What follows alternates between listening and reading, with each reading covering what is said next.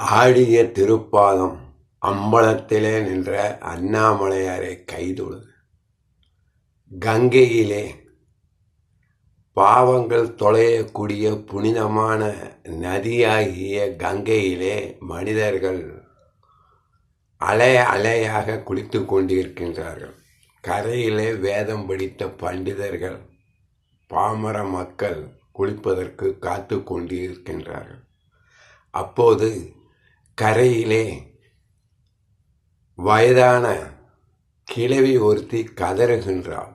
ஐயோ, எனது கணவர் நீரிலே மூழ்கி கொண்டிருக்கின்றார், யாராவது சென்று காப்பாற்றுங்கள் என்று கூறியபோது கரையிலே இருந்தவர்கள், நதியிலே குளித்தவர்கள் தூரத்திலே அந்த முதியவர் நீரிலே மூழ்கி கொண்டிருப்பதை பார்க்கின்றார்கள். யாரும் அவரை காப்பாற்றுவதாக தெரியவில்லை. அப்போது அங்கே பாமரத்தனமான வாலிபன் ஒருவன் ஆற்றிலே குதித்து அந்த பெரியவரை காப்பாற்றப் போகின்றான். அவனை அந்த கிழவி தடுத்து நிறுத்துகின்றான். பாவம் செய்யாத மனிதர் யாரோ அவர் மட்டுமே எனது கணவரை தொட முடியும். மீறி பாவம் தொட்டவர் எனது கணவரை தொட்டால் எனது கணவரும் இறந்து விடுவார், தொட்டவரும் இறந்து விடுவார். எனது கணவர் சென்ற பிறகு நானும் எனது உயிரை மாய்த்து கொள்வேன். ஆகவே புண்ணியம் செய்தவர் மட்டுமே எனது கணவரை காப்பாற்றுங்கள் என்றபோது யாரும் அந்த முதியவரை காப்பாற்றுவதாக தெரியவில்லை. இருந்தாலும் அந்த பாமரமான வாலிபன் நீரிலே குதித்து முதியவரை கரைக்கு இழுத்து வருகின்றான். கூட்டம் கூடுகின்றது. வேதம் படித்த அந்தணர்களும் மிகப்பெரிய அதிமேதாவிகளும் அந்த பாமரனை சூழ்ந்து கொண்டு, நீ புண்ணியம் செய்தவன் தானா